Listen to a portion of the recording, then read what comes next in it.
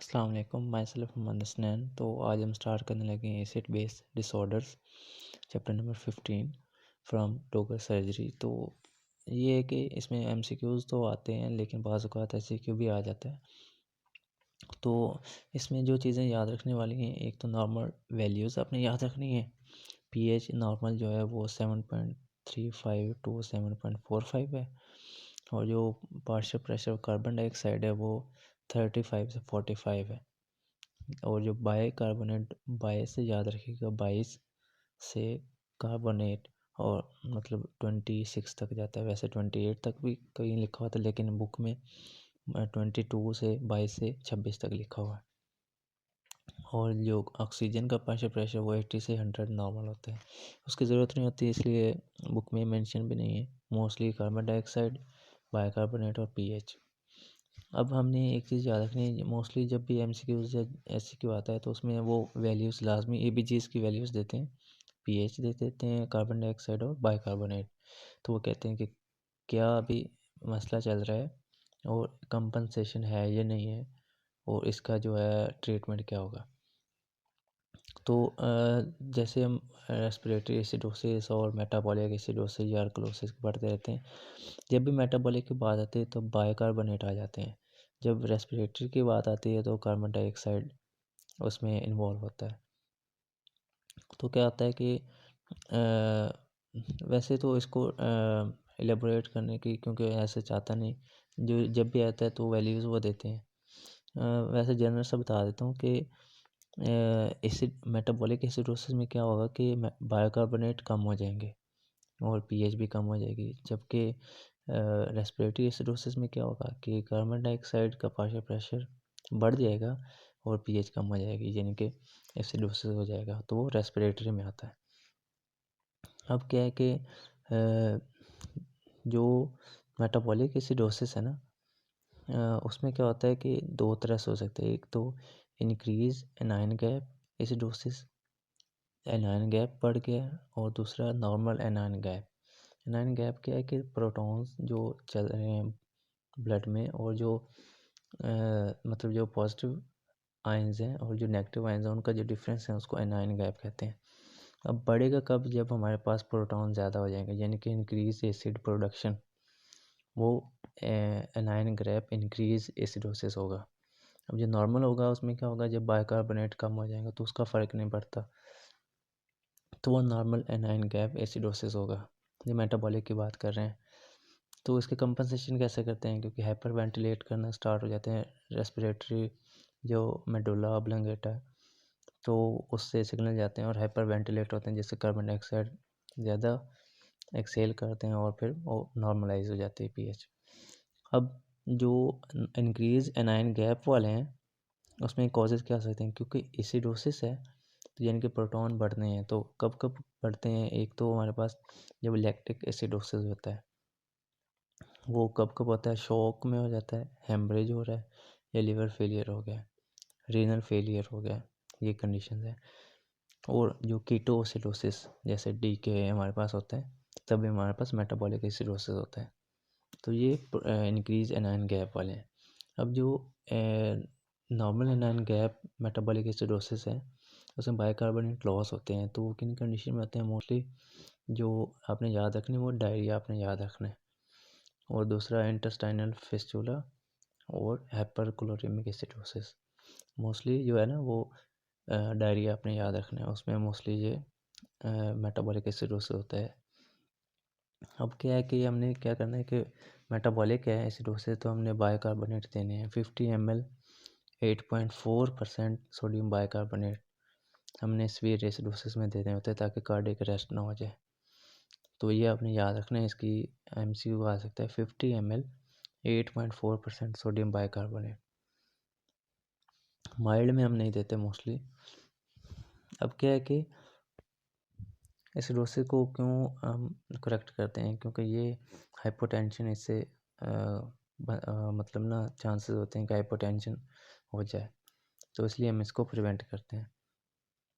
अब अल्कलोसिस क्या है मेटाबॉलिक, उसमें क्या होगा कि हाइपो वेंटिलेशन, इसकी कंपनसेशन होगी। दूसरा कॉज है इसके प्रोटॉन लॉस हो गया, ये हाइपोकैलेमिया हो गया।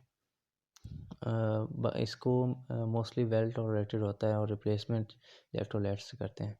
तो जब भी सिनेरियो आएगा मोस्टली मेटाबॉलिक एसिडोसिस क्या आता है, या हमारे पास रेस्पिरेटरी अल्कलोसिस या एसिडोसिस आता है। वो मैं आपको बताता हूँ कैसे उसको हमने समझना कैसे है। अब क्या है कि रेस्पिरेटरी एसिडोसिस जो है जिसमें कार्बन डाइऑक्साइड रिटेंशन हो रही है हमारे पास, तो उसमें मोस्टली जो होता है वो सर्जिकल पेशेंट्स जो होते हैं उनमें ये हो जाता होता है, क्योंकि उनकी जो ब्रीथिंग है वो जैसे वो कोई ट्यूब्स पे चल रहे हैं या उनको वेंटिलेशन पे हैं, तो इसलिए उनको रेस्पिरेटरी एसिडोसिस के चांसेस होते हैं।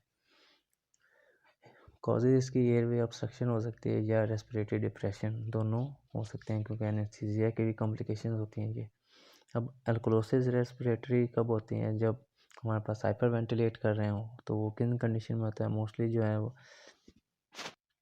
हाई एल्टीट्यूड या स्टीरियल हाइपोथैलेमस का लीजन है या पॉजिटिव प्रेशर वेंटिलेशन है, तो ये उन कंडीशन में हो जाता है हाइपर वेंटिलेशन। और क्लिनिकल फीचर्स वैसे नॉन स्पेसिफिक होते हैं, लेकिन टेक्निकल फीचर्स आ जाती हैं। इसके लिए हमने क्या करना होता है, इसको जो इसके कॉज को रिमूव करना होता है, तो इस पर ये खुद ब खुद ठीक हो जाता है। अब रेस्पिरेटरी एक्लोसिस में हाइपोकैल्सीमिया क्यों हो जाता है, तो आपने याद रखना है कि प्रोटॉन आयन की, क्योंकि इसमें अल्कोलोसिस है तो डिक्रीज हो जाते हैं, जो जो कंपनसेट करते हैं कैल्शियम की बाइंडिंग जो है ना वो प्लाज्मा प्रोटीन से होना स्टार्ट हो जाती है।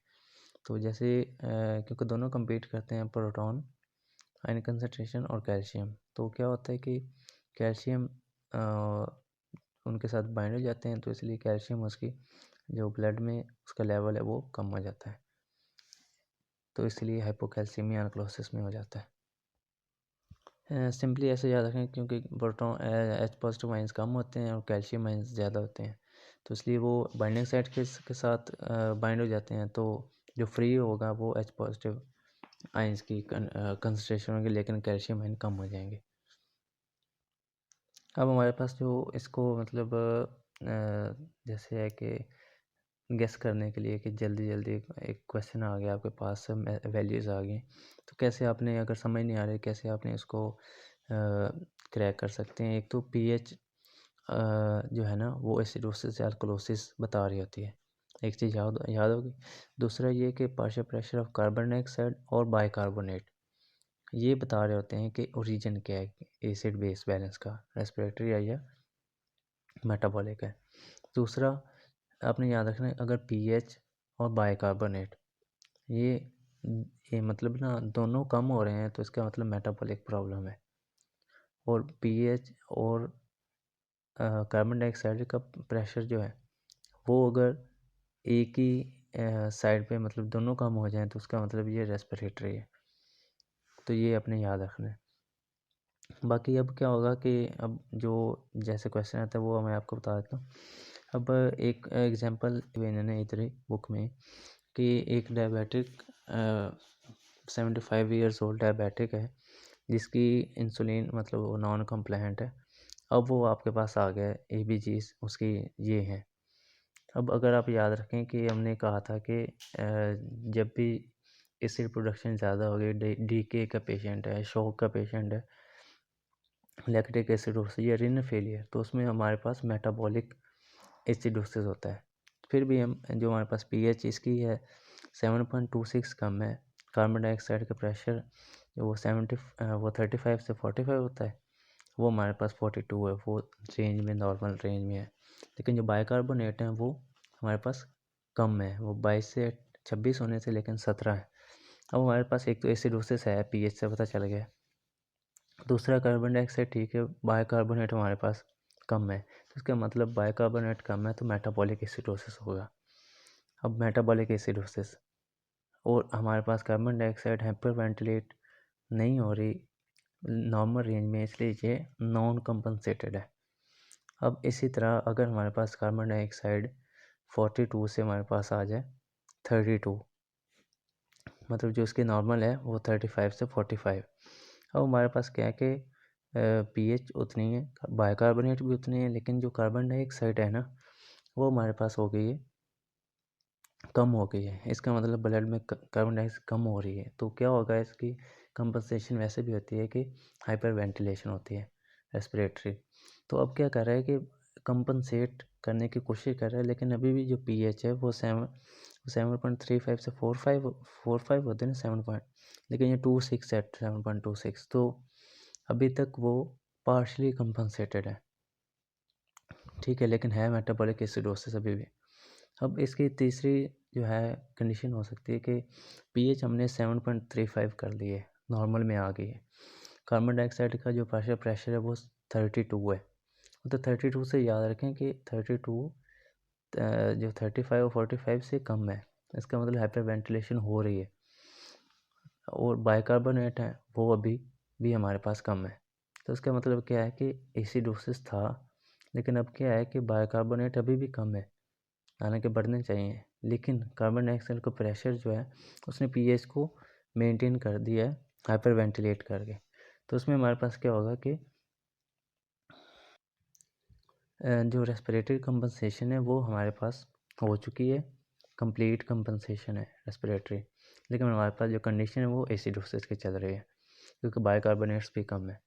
तो इस तरह से आगे कुछ इसमें एग्जांपल्स भी दी हुई हैं, तो आप इसको एक दफ़ा इसको हल कीजिएगा। 3 दी होंगी, पीएच से आपने देखना है कि एसिडोसिस या अल्कलोसिस है, बाकी कार्बन डाइऑक्साइड और देखना बाइकार्बोनेट का लेवल, दोनों में से देखना है कि चेंज कौन सा हो रहा है। मोस्टली वो देते हैं कम्प्लीटली जो है ना वो कम ही देते हैं, जो कंपनसेटेड होता है ना वो। अब मोस्टली जो होता है वो अनकम्पनसेटेड दे देते हैं या पार्शली कंपनसेटेड। अगर जो है ना नॉर्मल वैल्यू एक ही मतलब मोस्टली जो होता है कंपनसेटेड वो रेस्पिरेटरी कंपनसेशन हो रही होती है।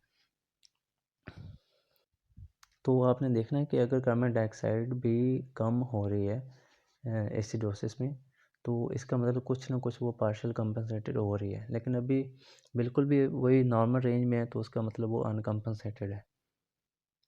अगर फुली कंपनसेटेड है तो इसका मतलब वो पीएच उसने कब कंट्रोल कर ली होगी, यानी कि नॉर्मल रेंज में लेके आ गया होगा, लेकिन फिर भी बाइकार्बोनेट आगे पीछे होगा। तो ये अपने एग्जाम्पल से इधर से कर लेनी है। उम्मीद है आपको समझ आ गई होगी। तो ये मोस्टली जो भी एमसीक्यूज आएगा ऐसे ही आएगा, और ऐसे क्यों भी मोस्टली यही आता है। तो मुझे इजाज़त दीजिए, दुआ में याद रखिए। अल्लाह हाफिज़।